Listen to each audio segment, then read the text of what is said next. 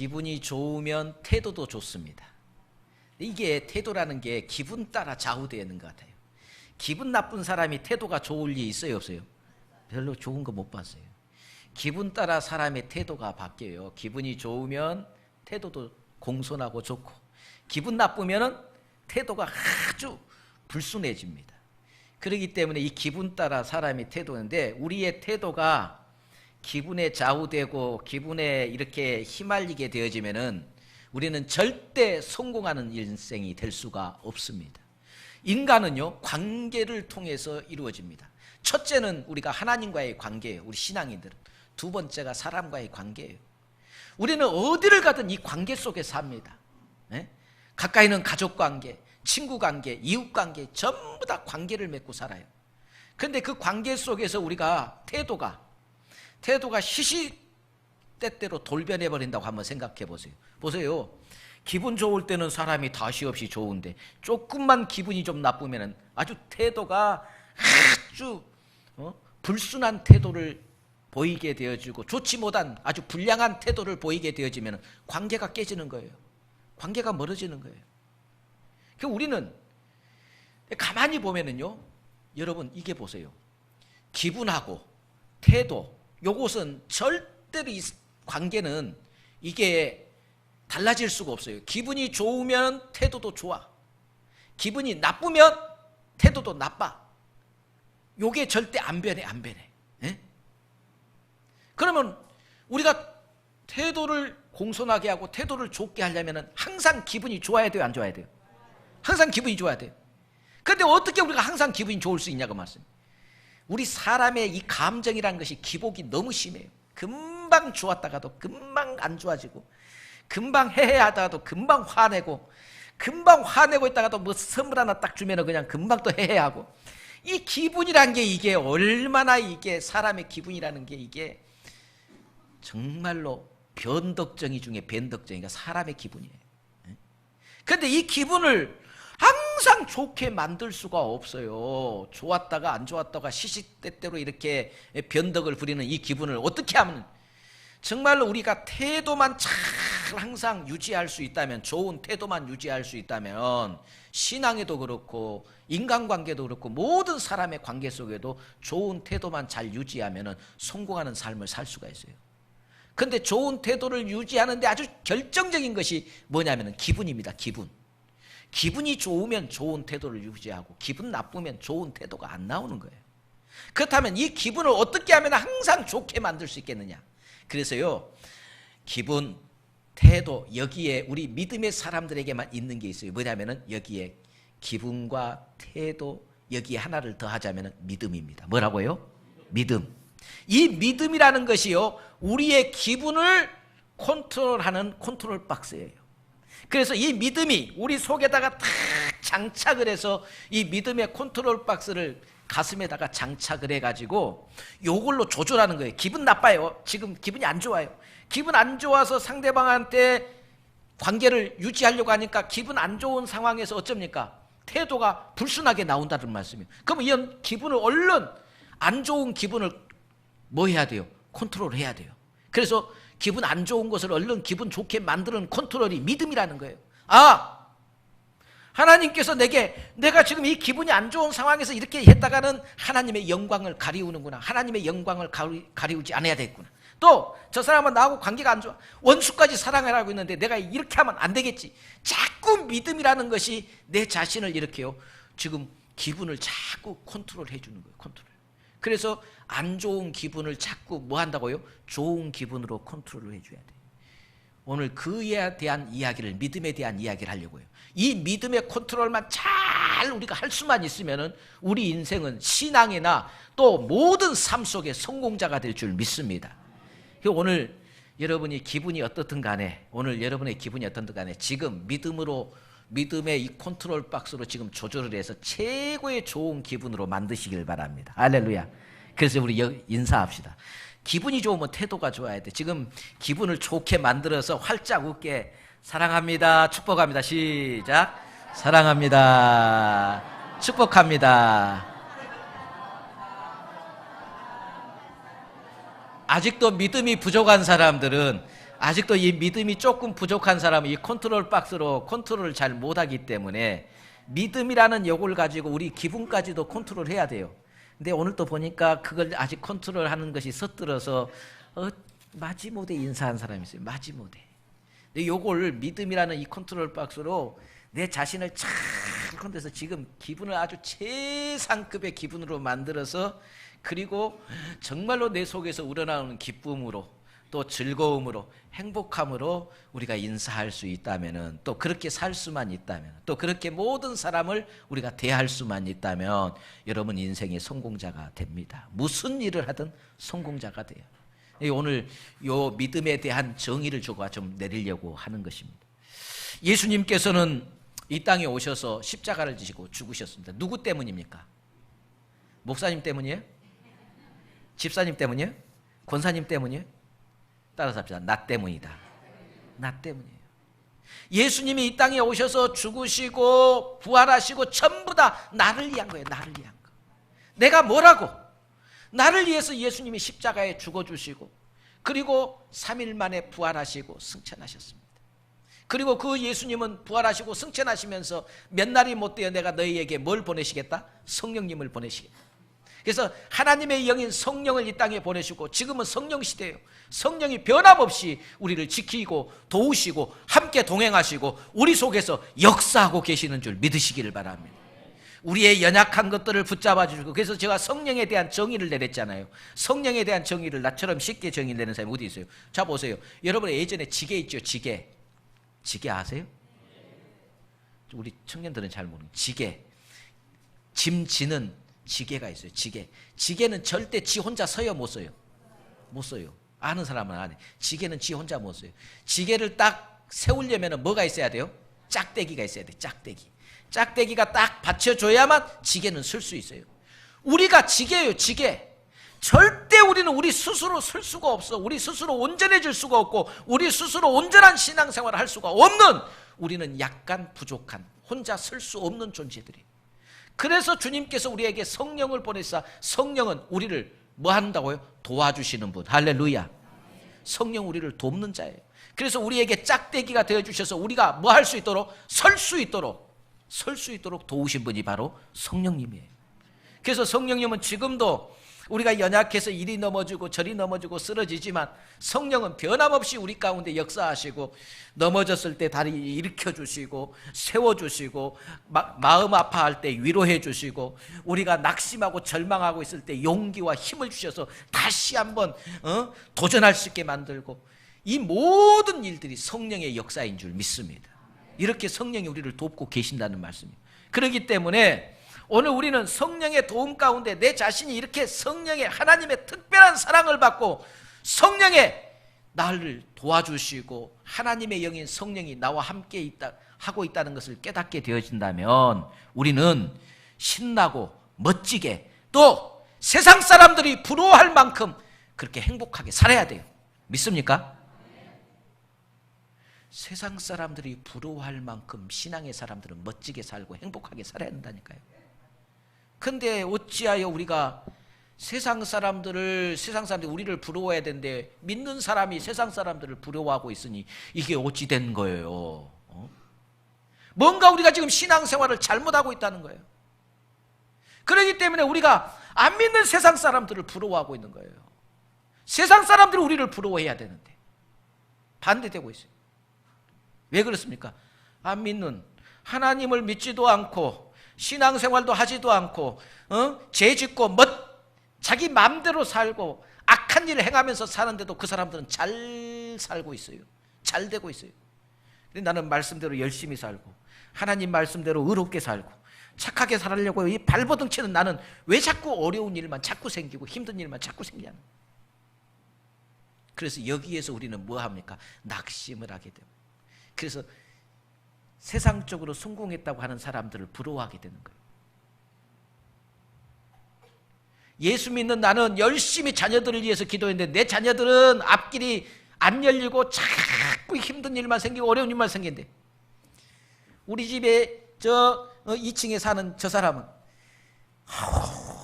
신앙생활도 안 하고 보니까 그냥 엉망으로 사는데도 자식들은 길이 착착 열려서 대학교 들어가고 졸업하자마자 직장 잡고 좋은 직장 잡고 착착착착 진행돼. 그러니 예수 믿는 내가 낙심이 돼야 안 돼요? 아, 대답 좀 해봐요. 낙심이 된단 말이에요. 우리가 신앙의 중요한 요소를 하나 지금 잊어먹고 있어요. 인생을 살던 모든 일에는요, 살아가면서 반드시 그 삶에 뭐가 있는 거는 고비가 있습니다. 뭐가 있다고요? 고비가 있어요. 그 고비를 넘어서지 않고는 절대로 성공자가 될 수 없어요. 그냥 성공이 이루어지는 것이 아니에요. 실패하다가 그 실패를 딛고 일어서서 성공하게 된다. 인생의 모든 일에는 고비가 있는 것처럼 신앙의 생활에도 뭐가 있다고요?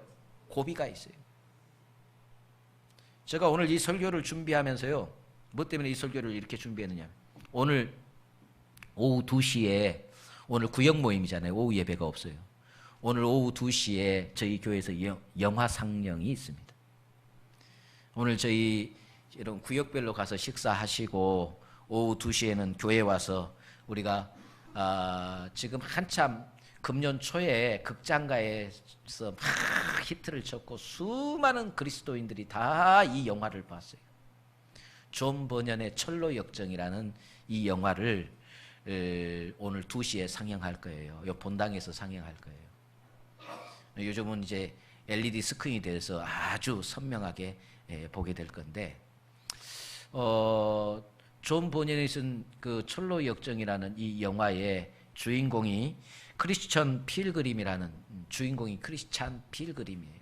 이 크리스찬 필그림이라는 말은 뜻은 우리로 번역을 하자면, 이렇게 해석을 하자면은 그리스도의 순례자, 그리스도인 순례자라 이렇게 번역할 수 있어요. 이 오늘 말하면 무슨 말이냐면은, 크리스찬 필그림이 뭘 찾아서요? 신앙의 여정을 걸어갑니다. 천국을 향해서 지금 걸어가요. 천국을 향해서 걸어가는데 천국 가는 길에 많은 고비가 있어요. 고비. 여러 가지 시련도 있고 환난도 있고 많은 이 신앙의 여정에 고비가 있습니다. 첫째로는 가족이 붙잡고 늘어집니다. 가족이 못 가게 붙잡고 늘어집니다. 그때 그 가족을 부딪히면서 이 크리스찬 필그림은 뭐라고 합니까? 생명, 오로지 생명 하면서 가족을 뿌리치고 신앙의 여정을 계속 나아가는 거예요. 오늘 우리 신앙의 여정, 지금 우리 믿음 생활의 여정에 어떠한 고비들이 있고 그 고비들을 어떻게 이기고 극복했는가 하는 것이 오늘 영화를 보면은, 오늘 상영된 영화를 보면은 여러분 신앙에 큰 도전이 되고 힘이 될 줄 믿습니다. 그렇기 때문에 오늘 2시에 여러분 꼭 극장에서 보신 분들은 그래도 또 같이 한 번 더 보면 또 은혜가 되죠. 안 보신 분들은 꼭 오늘 영화를 같이 볼 수 있기를 바랍니다. 신앙의 여정, 이 믿음의 여정에 고비가 있는데 이 고비를 우리가 어떻게 한 고비만 넘어가면, 이 고비만 이겨내면, 넘기고 나면은, 넘어가면은 그 다음에 벌어지는 하나님의 엄청난 축복이 예비되어 있습니다. 하나님 우리에게 복을 주시기를 원해요. 복을 주시기를 원하는데 복을 주실 때 어떻게 주시느냐? 반드시 복 받을 만한 그릇으로 만들어 놓고 복을 줘요. 할렐루야. 그릇이 안 되는데 복을 주면 이 복이 뭐가 되는 건? 저주가 된다는 거예요.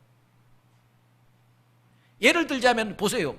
지금 복권에 당첨된 사람들의 95%가 전부 다 알코올 중독, 마약 중독, 가정 파괴되고 다 망가져 버렸습니다.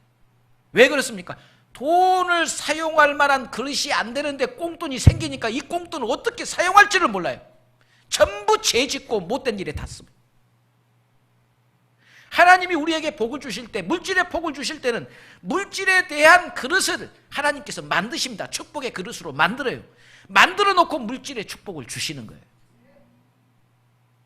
그릇이 안 되는데 막 주시면은 그것이 뭐가 되면 그 사람에게는 오히려 저주가 되는 거예요. 그렇다면 이 고비는 뭐냐? 고비는 하나님이 축복을 주시기 위한 축복의 사람으로 만들기 위한 과정이라는 말씀이에요. 믿습니까? 우리 신앙의 고비는 우리 축복의 사람으로 만들기 위한 하나님의 과정이에요. 그래서 오늘 본문에 보면은 아브라함을 하나님께서 축복의 사람으로 만들기 위해서 신앙의 가장 큰 고비, 아브라함 신앙의 최고의 고비가 오늘 나옵니다. 그것은 뭐냐면 아브라함이 100살에 자식을 얻었어요. 아들을. 하나님이 100살에 아들을 줬어요. 한번 생각해 보세요. 100살에 얻은 아들. 얼마나 지금까지 아들 바라고 자식 바라고 그렇게 했지만 안 생겼어요. 근데 하나님께서 100살에 줬어요. 이 자식, 제가 요즘 우리 친구도 벌써 손자본 애들 있고, 우리 또 선배들도 보면은 만나면은 핸드폰 들고 일하고 동영상만 봐요. 뭘 본 거라 보면은 손자들 노는 거 동영상 그거 보고 좋다고.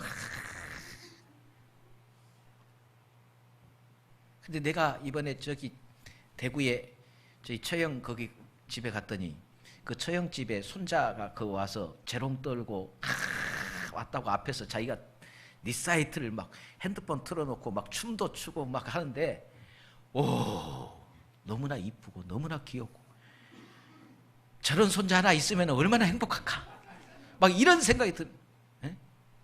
그런데 그 처형도 삶의 기쁨이요. 이 손녀들이 그냥 얼마나 그냥 기쁨을 주고 행복을 주는 거예요. 그런데 아브라함을 한번 생각해 보세요. 100살의 자식을 얻는데 이 100살이 아브라함에게는 그야말로 행복을 주는, 최고의 기쁨을 주는 자식이에요. 눈에 넣어도 아프지도 않고 그냥 이제부터 아브라함의 삶이 눈에 보여요. 눈에 보여. 우리 삶을 보면 눈에 보이잖아요. 기도 시간인데 기도 안 해. 자식 손자 먼저 생각이요. 하나님 앞에 제사 드리고 예배 드려야 할 시간보다는 손자하고 노는 시간이 더 행복해.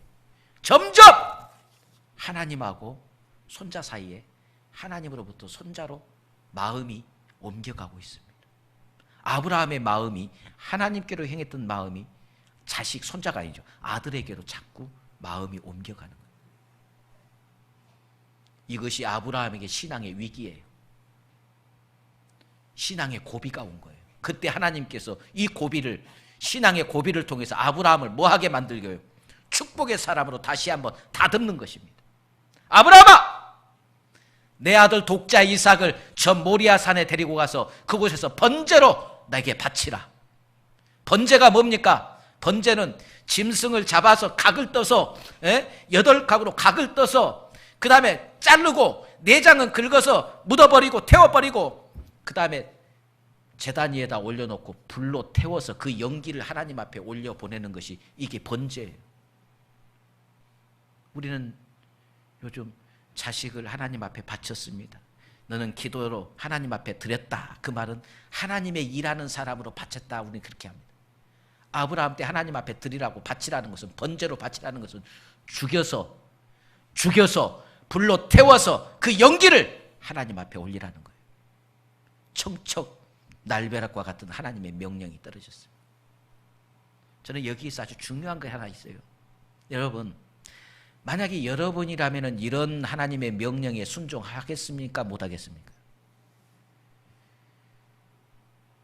아니, 못한다고 대답을 하세요. 할 수 있어요? 못해요. 나도 못해.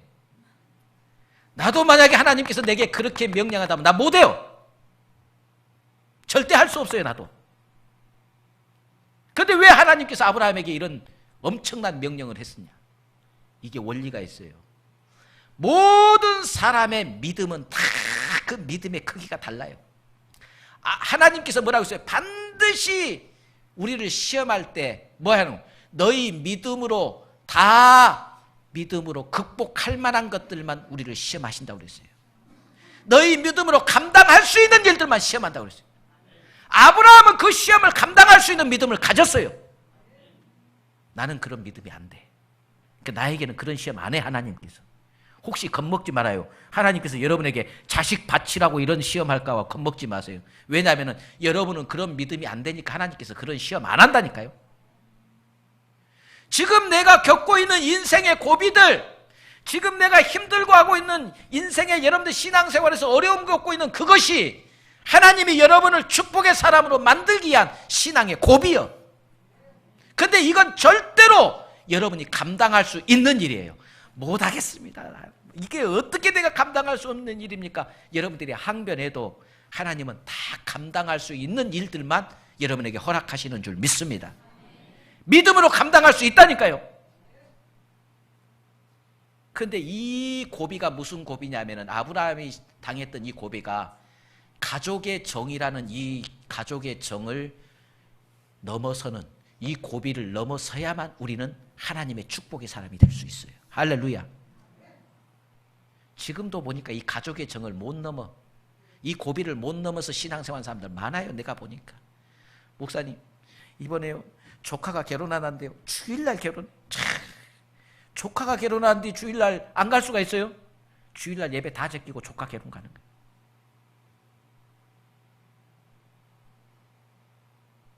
이번에 형제들이 모인대요. 주일날 휴가 때 주일날 전부 모인대요. 언제 형제들이, 안 믿는 형제들이 언제 모이겠어요? 토요일날 주일날 모이지.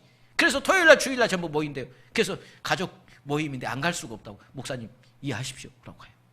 그때마다 뭘 느끼는 거는 가족의 정을 넘어서지 못하는 그 믿음.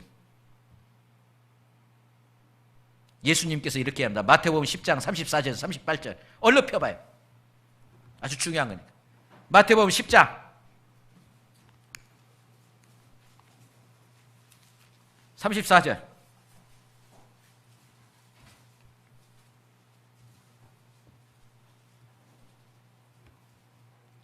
(34절에서) (38절까지) 시작.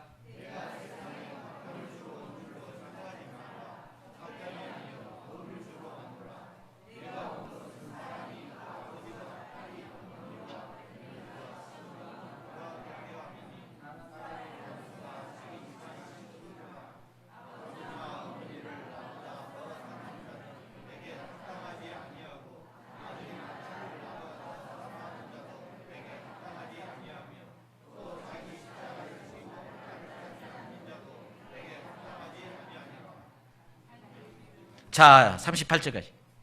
요게요, 이 말씀이요, 신천지가 요것을요, 신천지가 이 말씀을, 요 말씀 가지고 신천지가 가족들이 원수니까 가족들하고 이혼해라, 가족들을 버려라, 신천지가 요렇게 하는 거예요. 요 말씀 가지고. 이 말씀을 잘 이해를 해야 돼요. 여러분, 주님께서 주 예수를 믿으라, 그리하면 너와 내 가정이, 내 집이 구원을 얻으리라. 하나님은요, 우리 가족, 믿지 않은 우리 가족들을 다 구원하기를 원하시는 줄 믿습니다.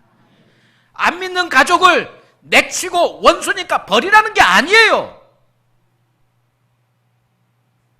하나님을 더 사랑하게 되어지고 하나님의 그 사랑을 가지고 가족을 사랑하면은 진짜 이게 가족 사랑이 되는 거예요. 예? 이 아가페 사랑을 가지고 가족을 사랑하라는 거예요. 그런데 하나님의 사랑을 버리고 인간적인 사랑을 가지고 가족을 사랑해봤자 그 사랑에는 절대로 뭐가 없어요. 그 사랑에는 온전한 사랑이 나타나지 않아서 가족과 원수만 될 뿐이고, 오히려 여러분 영적인 것이에요. 영적인 것. 믿지 않는 사람은 사탄이, 마귀가 그 가족들을 붙잡고 있는 것이고, 믿는 나는 성령이 붙잡고 있는 거예요. 성령과 악한 영과의 싸움이에요. 그런데 내가 하나님의 사랑으로 무장해서 들어가면 악한 영을 묻히고 가족을 전부 다 성령의 사람으로 하나님 앞으로 인도할 수 있지만, 내가 하나님을 거절하고 가족 사랑으로 그냥 인간적인 사랑으로 가족에게 끌려가면은 나는 오히려 악한 영에 같이 사로잡히게 되는 거예요. 거기에는 결국은 뭐가 남는 거예요? 거기에는 고통과 아픔만 남는 거예요. 그래서 제가 이야기하는 것은요, 우리 자녀들을, 청년들 잘 들어요. 신앙생활 절대로, 저는 우리 딸들에게도 마찬가지지만 안 믿는 사람 결단코 꿈에도 죽는 한이 있어도 내가 용납 안 해. 안 믿는 사람하고 결혼하는 거 죽는 한이 있어도 내가 용납 안 해. 믿음의 사람, 특별히 3대 4대가 믿는 그런 가정의 사람의 남자라고 한다면 나는 얼굴이고 직장이고 상관없이 그냥 줘, 딸. 왜냐하면 3대가 신앙생활하는 가정이라면요, 하나님이 그 책임집니다. 적어도 3대가 신앙을 유지해 왔다고 한다면 하나님이 축복하시는 거예요. 인생이 아무리 발버둥 쳐도 하나님이 막아버리면 안 되는 거예요. 그래서 믿음의 사람들한테 결혼하라는 거예요. 그런데 그냥 좋다고 사랑한다고 결혼해놓고 이 사람을 이제 신앙으로 이끌려고 하니까 이게 영적인 싸움이요, 육신적으로 사랑할 때는 좋았는데 영적인 싸움이 시작되면 그때부터 말할 수 없는 고통과 아픔을 겪게 되는 거예요. 이런 아픔과 고통을 각오한다면 사랑 따라 가고, 나는 사랑도 하고 신앙으로 영적으로 하나님 안에 든든히 있어서 하나님 앞에 멋지게 쓰임받는 축복의 가정, 명문 가정을 이루고 싶으면 믿음의 사람을 선택하라 이 말이에요. 기도하세요. 절대적으로, 아니 평생을 같이 살아야 할 인생의 동반자를 선택하는데 기도 안 하고 선택하면 되겠냐고 말씀. 나와 함께할 평생의 동반자를 위해서 기도하시라고 말씀. 기도. 청년들 잘 들어, 기도하라.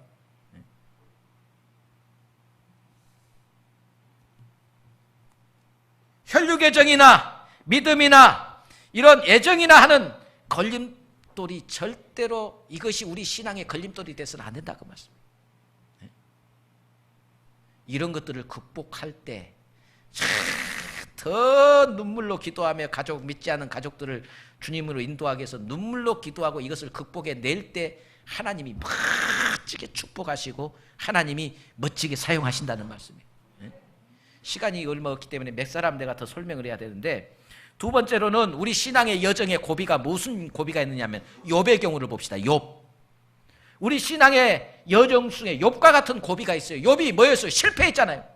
그는 동방의 최고의 부자였어요. 그는 하나님으로부터 의인이라고 인정받은 사람이에요. 욥처럼 온전한 자가 있느냐 할 정도로 하나님이 칭찬한 사람이에요. 그런데 그렇게 의롭게 살고 하나님 뜻대로 사는 욥에게도 뭐가 찾아왔어요? 실패가 찾아왔다 그 말씀이에요. 모든 재산을 다 잃어버리고 자식 다 죽어버리고 몸에는 병들고 최악의 인생의 밑바닥에 떨어지는 그런 처절한 실패가 욥에게 찾아왔어요. 우리도 마찬가지입니다. 나름대로 최선히 봉사하고 나름대로 최선히 주를 섬겼는데 내 인생에 실패가 찾아왔어요. 내 인생에 고통의 순간이 찾아왔어요. 이것을 극복해 내느냐 안 극복해 내느냐에 있어서 내 인생이 하나님 앞에 근데 계속 보면은 잘 신앙생활하다가 인생에 고비가 오면 그 고비를 넘지 못하고 넘어지고 시험당하고, 또 좀 지나서 또 열심히 하다가 또 고비가 오면 또 넘어지고 시험당하는, 이게 반복이에요. 이 고비를 넘어서야만 그 다음에 멋지게 하나님의 축복을 체험하게 되어지고, 그것을 우리가 신앙생활에서 경험을 하게 되어지면은 이제는 어떤 고비가 와도 넘어서게 되는데 이 고비를 못 넘어선단 말이에요. 이제 오늘 오후에 여러분들이 영화 보면은 그 영화에서도 이게 나와요. 그 고비를 어떨 때는 넘어서고 어떨 때는 그 고비를 못 넘어서서 많은 고통 속에, 괴로움 속에 방황하고 힘들어하는 경우들이 있고, 고비를 넘어서게 나면 그 다음에 기쁨과 즐거움이 막 샘솟듯 솟아. 욥은 고백을 했습니다. 뭐라고 고백을 했어요? 내게 주신 자도 여호와시요 또 가져가신 분도 여호와십니다. 나에게 모든 것을 주신 분은 하나님, 그 가져가신 분도 하나님. 그래서 나는 주셨든 가져갔든 하나님만 찬양할 뿐입니다. 할렐루야. 욥은 이 고비를 넘어섰어요. 그랬더니 하나님께서 욥에게 그 전보다도 갑절의 축복을 부어주셨습니다. 할렐루야. 또 한 사람, 삭개오입니다. 삭개오는 세리장이에요. 세리장인 삭개오는 일생을 뭘 위해 사는 거는 돈이 그의 인생의 전문. 돈. 그래서 그는 로마 정부한테 결탁해서 로마 정부로부터 세리장, 오늘로 말하면 세무서장이라는 직책을 갖고 세금을, 자기 동포들에게 세금을 거둬서 로마 정부에다 바치는 거예요. 자기 동포들에게 세금을 거둘 때 그는 인정사정 가리지 않냐고 수많은 무겁게 세금을 거두어서 그거에서 자기 것을 착복하고 조그만 로마 정부에 바쳐 엄청난 세금 착복을 해서 그는 어마어마한 부자가 됐습니다. 그는 동포도 없습니다. 조국도 없습니다. 오로지 무엇밖에 없어요. 그의 눈에는 돈이 전부였어요. 그런 세리장이었던 삭개오가 주님을 만나고 나서 그는 뭐 했어요? 돈보다 더 중요한 것이 있다는 것을 알았어요. 바울이 고백했잖아요. 내게 주님을 만나고 나서 주님이 내 모든 것에 주님이 나의 전부예요. 그래서 바울은 자기 가진 모든 것을 배설물처럼 여겼다고 그랬습니다. 삭개오도 주님 만나고 나서 물질의 이 고비를 넘어섭니다. 예수님께서 너 가진 것들을 다 가난한 사람에게 나눠주라고 할 때 삭개오는 자기 가진 것에 전부 다 가난한 사람들에게 나누어주고 누에게 토색하고 누의 것을 착취한 것이 있으면 그것에 4배를 갚겠다고. 그래서 그는 지금까지 물질이 전부인 것처럼 돈 하면서 살았던 삭개오가 주님 만나고 나서 이 돈의 장벽을 넘어섰어요. 가만히 보세요. 우리 신앙생활하면서 제일로 시험 많이 당하는 경우가 뭐 때문이에요? 돈 때문이에요. 헌금 좀 한다고, 헌금 안 하고 온다고 시험 들고 교회 떠나는 사람들이 얼마나 많이 있어요. 지금은 황금 만능 시대예요. 돈 전부 다 돈이면 다 된다고 하는 시대예요. 그래서 돈 때문에 시험 드는 사람들이 얼마나 많아요. 헌금 내란다고 돈 시험 들고 11조 내란다고 시험 들고. 여러분 잘 들으세요. 주님이 나의 주님이요 하나님이 나의 주인이시고 주님이 나의 주인이라고 고백하는 이 신앙, 천지의 주인이 주님이라는 이 고백은요, 우리 삶으로 고백되어야 돼요. 우리 삶의 고백이 뭐냐면 11조는요 모든 것의 주인이 하나님이심이라는 신앙의 고백이 11조예요 11조를 못 들으면서 하나님이 세상의 주인이고 나의 주인입니다, 택도 없는 소리 하지 마세요. 11조를 못 들으면서 하나님이 나의 주인이라고 고백하는 그건 가짜예요. 물질의 주인이 하나님이시고 모든 것의 주인이 하나님이십니다는 이 고백 속에는 11조가 뭐예요? 하나님이 나의 주인이라는 고백이 11조라는 말씀이에요. 너희가 하나님의 것을 내게 돌리지 아니하고 너희가 물질적으로 하나님의 것을 내게 돌려서 하나님이 너희에게 너희 창고에 물질이 쌓을 곳이 없도록 부어주는 축복을 부어주는가 안 부어주는가 나를 시험해보라 할 정도로 11조는 물질 축복의 근거가 되는 거예요. 여러분이 물질의 축복을 받고 싶은 사람이 11조를 안 드리고 물질 축복 아무리 해도 절대 못 받아요. 물질에 어려움 당하는 사람들은 11조를 하세요. 11조는 물질을 축복받을 수 있는 근거가 돼요. 하나님이 이것은 시험하라 할 정도로 물질이죠. 마지막 한 가지는 다니엘입니다. 다니엘은 생명의 위협의 고비를 넘어섰습니다. 다니엘은 하루에 3번씩 예루살렘의 창문을 열어놓고 다락방에서 기도했어요. 그런데 다니엘을 잡기 위해서 원수들이 뭘 했어요? 법령을 하나 만들었어요. 30일 동안 어떤 다른 신에게 섬기거나 또 왕의 신상 앞에 절하지 아니한 사람들은 전부 다 사자굴 속에 집어 넣겠다는 법령을 발표하게 합니다. 다니엘은 알아요. 뭘 압니까? 요 법이 자기를 잡기 위해서 만든 법이라는 것을 다니엘은 알았어요. 그렇다면 이 법은 한시적인 법이에요. 30일만 적용되는 법이에요. 한 달 동안만. 그러니까 30일 한 달 동안만 기도 안 하면 돼요, 안 돼요? 사자굴 속에 들어갈 염려가 없어요.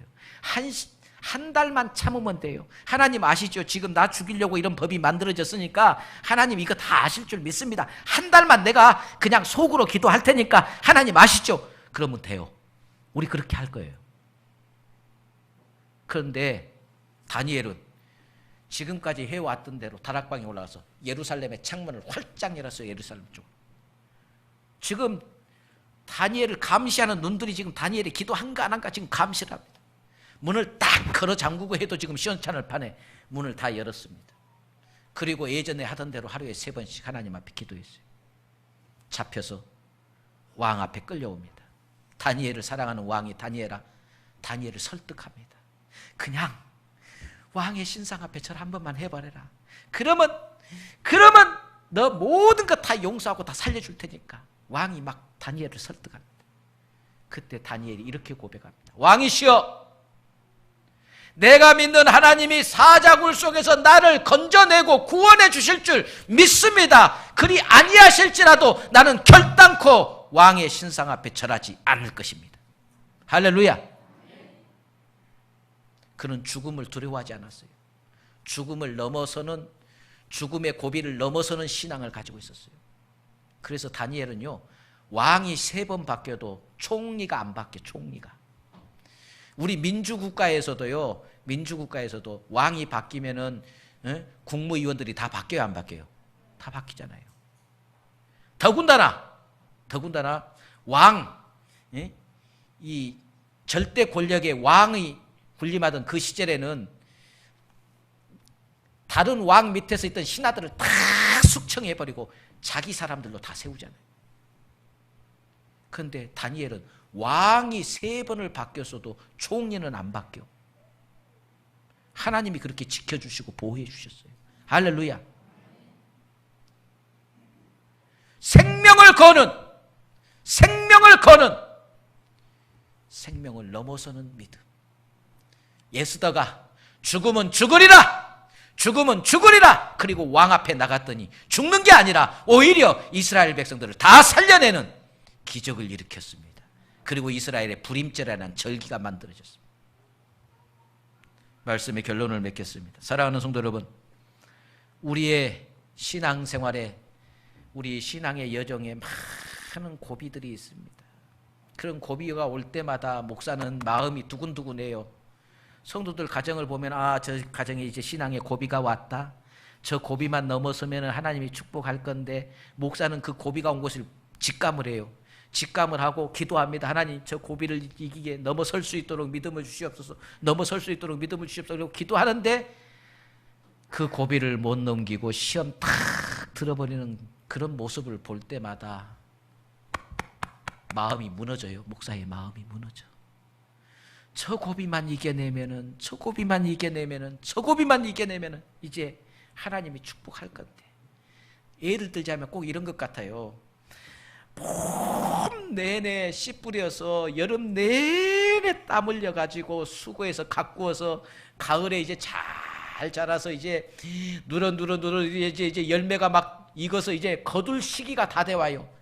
거둘 시기가 다 돼 오는데 그때 시험이 오는 거예요. 뭐가 옵니까? 태풍이 오는 거예요. 태풍이 샥 와서 나락을 전부 다 그냥 논에다 쳐박 넘겨버렸어요. 그런데 농부들은 그 넘겨진 나락을 포기하지 않고 또 들어가서 전부 이렇게 세웁니다. 이렇게 세워. 전부 다 이렇게 세워. 이렇게 세워서 수확을 해냅니다. 그런데 우리 신앙인들은 그러지를 못해요. 나름대로 열심히 최선을 다해서 신앙생활했는데 태풍이 와서 한번 싹 밀고 나면은 에이 내가 다시는 봉사 안 갚아. 그리고 시험 들어버리고 떠나버리고 그리고 포기해버리는 일들이 얼마나 많은지. 또 어떤 사람은 열심히 신앙생활 잘해서 잘 자라서 열매 맺을 때가 되는데 그때 마귀가 시험해서 우리 기분을 뭐하게 만드는 상하게 만들어버려요. 그래서 기분이 상해지니까 자기가 뿌려놓고 갖고는 거기에다가 불 질러버린 사람도 있어요. 그래서 다 태워버린 사람도 있어요. 스스로 축복의 근원을 다 태워버린 사람도 있더라고요. 기분 따라서. 할 말 안 할 말 기분 따라서 그냥 저질러버리고 교회도 그냥 막 폭언을 해버리고 그냥 이게 도대체 아무리 화가 나도 할 말이 있고 안 할 말이 있지. 아무리 기분이 나빠도 해야 할 행동이 있고 안 해야 할 행동이 있지. 기분 나쁘다고 교회를 휘저어버린 사람도 있더라고요.